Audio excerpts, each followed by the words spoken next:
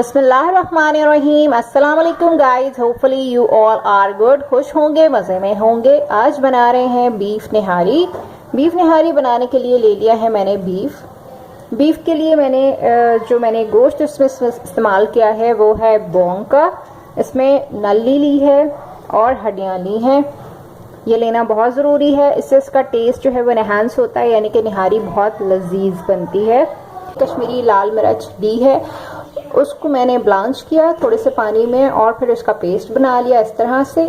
और ले लिया है 3 टेबलस्पून जिंजर गार्लिक पेस्ट।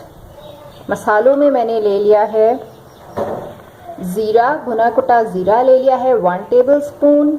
निहारी मसाला, ये होममेड मसाला है, इंशाल्लाह इसकी रेसिपी आपके साथ ज़रूर शेयर करूँगी। ये ले लिया है मैंने 1 टेबलस्पून। 1.5 टेबलस्पून ले लिया है मैंने धनिया पाउडर। 1 टेबलस्पून ले लिया है मैंने रेड चिली पाउडर और 1/4 टेबलस्पून ले लिया है टर्मरिक पाउडर यानी हल्दी और सॉल्ट टू टेस्ट। और ले लिया है ऑयल।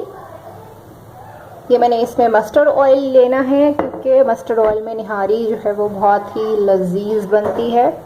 पैन में जो है ऑयल मैंने ऐड कर दिया है, इसमें मस्टर्ड ऑयल यूज़ किया है because it is the healthy version oil, इसीलिए इसको यूज़ करते हैं। देसी खानों में ये खानों का टेस्ट बढ़ा देता है। देसी खानों में लाजमी मस्टर्ड ऑयल का इस्तेमाल करें। कब करते हैं फिर दिखाते हैं आपको। अच्छा जी, जब ऑयल हीट अप हो गया तो इसका फ्लेम ऑफ कर दिया। इसका फ्लेम ऑफ करके मैंने इसमें ये मीट ऐड कर दिया है, जस्ट मीट ही ऐड किया है। अब इसका फ्लेम ऑन करती हूँ, फिर बाकी का प्रोसेस आपको दिखाती हूँ। अच्छा जी, अब इसमें ऐड कर देंगे जिंजर गार्लिक पेस्ट।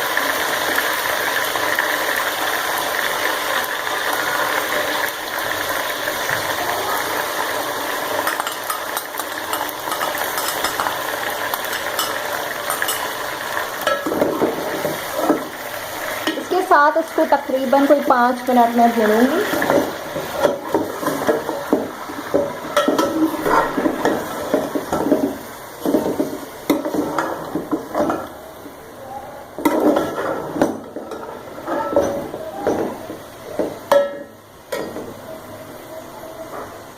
इसको भूनते हैं फिर आपको दिखाते हैं। जी, मैंने इसको भून लिया 5 से 10 मिनट जिंजर गार्लिक पेस्ट के साथ। अच्छा सा भूनना है। इस वक्त इसकी भुनाई बहुत अच्छी करनी है बिकॉज हम इसको बाद में नहीं भून सकते, इसलिए इसको इसी स्टेज पर अच्छा सा भूनेंगे। तो ये मैंने जिंजर गार्लिक पेस्ट के साथ भून लिया तकरीबन 5 से 10 मिनट। इसमें ऐड कर दूंगी अब कश्मीरी लाल मिर्च का पेस्ट।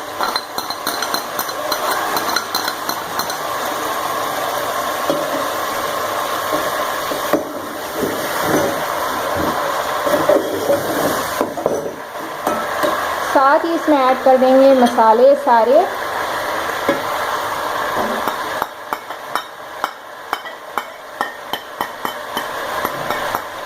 इसके साथ भूनेंगे तकरीबन 5 से 10 मिनट। तो ये जले ना, जलाएंगे नहीं, जस्ट इसकी भुनाई करेंगे।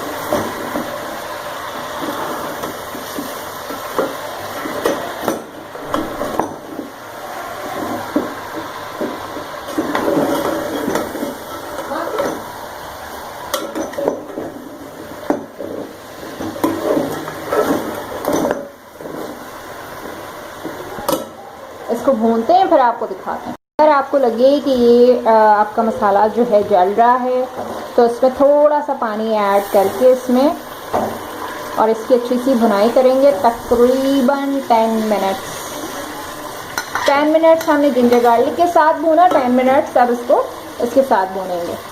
तो तकरीबन टोटल जो है 20 मिनट्स की इसकी भुनाई होना ज़रूरी है।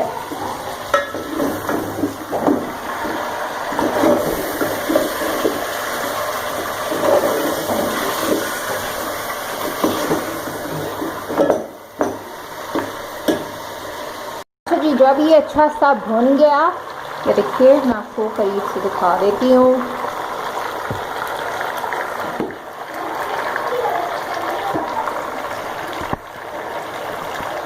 इसमें ऐड कर देंगे पानी।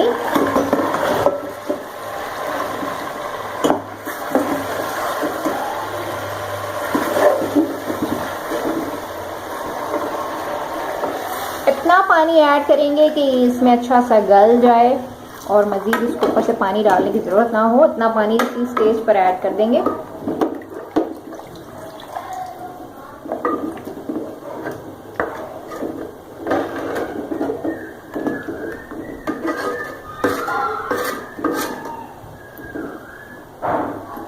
मैंने इसमें तकरीबन 1 जग के करीब पानी ऐड किया है।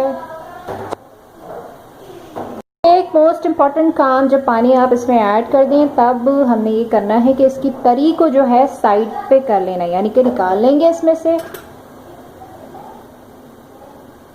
इस तरह से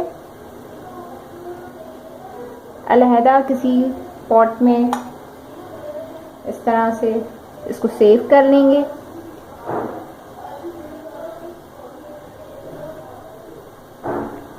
मैं इसको निकालती हूँ और फिर आपको दिखाती हूँ। आपने भी यही करना है कि जब आप पानी इसमें ऐड करें, इस पर ढक्कन ढकने से पहले इसकी तरी को सेव कर लेना है अलहदा किसी पॉट में। अच्छा जी, तो देखिए मैंने इसकी तरी जो है वो साइड पे कर ली है, यानी अलहदा पॉट में निकाल ली है। और अब मैं इसको ढक्कन ढक के रख दूंगी गलने के लिए। इतना इसको पकाना है कि जो मीट है वो अच्छा सा टेंडर हो जाए। इसको लो फ्लेम पर पकने रख दूंगी ढक्कन ढक के इसके टेंडर होने तक। अच्छा जी, जब ये निहारी का गोश्त जो है गल जाए अच्छा सा, ये गल चुका है, इसको मैंने चेक किया था, ये गल गया है, ये देखिए।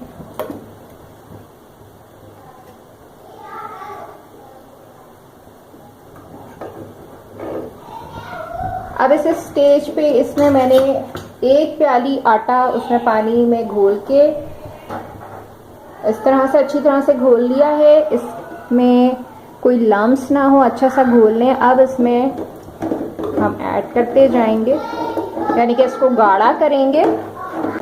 और इसमें आटा डालने के बाद मैं तकरीबन 20 मिनट इसे लो फ्लेम पर पकाऊंगी। साथ ही मैंने 2 अदद दरमियानी प्याज लेके इसको ब्राउन कर लिया, इस तरह से चूरा चूरा कर लिया, ये भी इसमें ऐड कर देंगे और इसको उसके साथ तकरीबन 10 से 20 मिनट पकाएंगे धीमी आंच पर।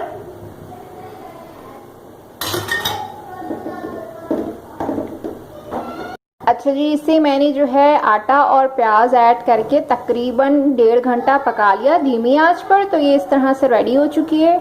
इसको मैं आपको डिश आउट करके दिखाती हूँ। तो ये है बीफ निहारी की फाइनल लुक। वीडियो अच्छी लगी हो तो वीडियो को लाइक शेयर सब्सक्राइब कीजिएगा मेरे चैनल को। Thanks for watching. Allah Hafiz.